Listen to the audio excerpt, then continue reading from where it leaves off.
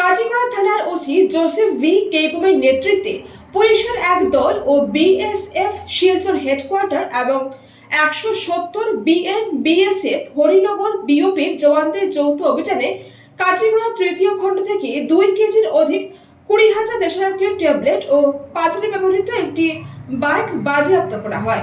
এরই সঙ্গে অভিযুক্ত মোস্তাক আহমেদ বরভুইয়াকে গ্রেফতার করতে সক্ষম হয়।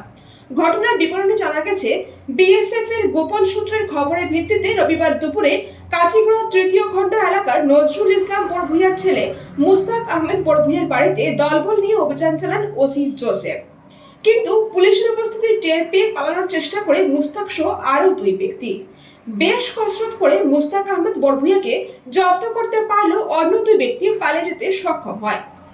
মুস্তাক আহমেদের কথা মতো AS11Z8907 নম্বরের বাইক নিয়ে এই নেশাজাতীয় ট্যাবলেটগুলো লাইলাপুর ভাগাবাজার থেকে নিয়ে এসেছিল জনৈক রেবুল হোসেন নস্কর ও আরেক ব্যক্তি। রেবুল সম্পর্কে ধৃত মুস্তাকের শ্যালক। উদ্ধার হওয়া নেশাজাতীয় ট্যাবলেটের ইন্টারন্যাশনাল বাজার মূল্য আনুমানিক 1 কোটি টাকা হবে বলে জানা গেছে।